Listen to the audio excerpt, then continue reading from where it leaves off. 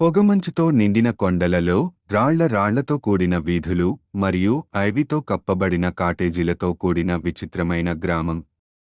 చీకటి మేఘాల వెనుక సూర్యుడు అస్తమించాడు. గ్రామ చావడి లోపల గ్రామస్థులు గుమగుడి, ఆలే కప్పుల గురించి కథలను పంచుకుంటారు. గ్రామ చరిత్రకారుడు అని పిలువబడే ఒక వృద్ధుడు పురాతన ఒక చెట్టు దగ్గర కనిపించే ఒక దెయ్యం గురించి మాట్లాడాడు.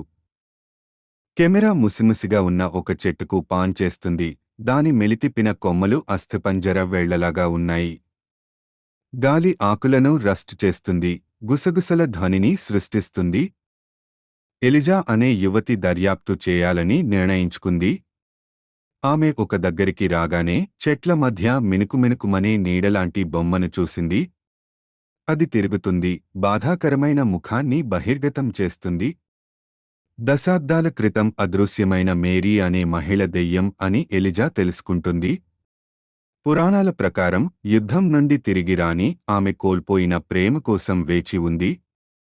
మేరీకి సహాయం చేయాలని నిశ్చయించుకున్న ఎలిజా అర్ధరాత్రి ఓక్ వద్దకు తిరిగి వస్తుంది.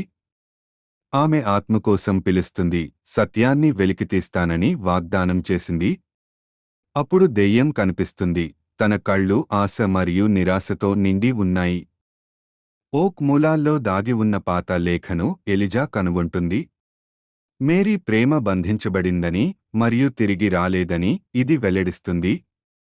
కొత్త జ్ఞానంతో ఎలిజా గ్రామం తరపున హృదయపూర్వకంగా క్షమాపణలు చెప్పింది.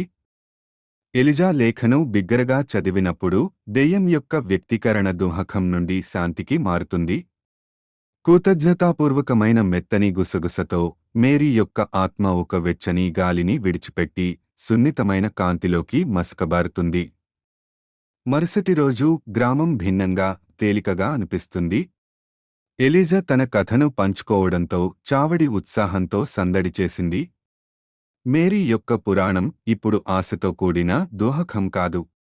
ఎల్డర్మూర్ భవిష్యత్తు వైపు చూస్తున్నప్పుడు దాని గతాన్ని స్వీకరించింది. పురాతన ఓక్ గర్వంగా ఉంది, ప్రేమ మరియు నష్టానికి నిదర్శనం, ఇప్పుడు జ్ఞాపకార్థ ప్రదేశం.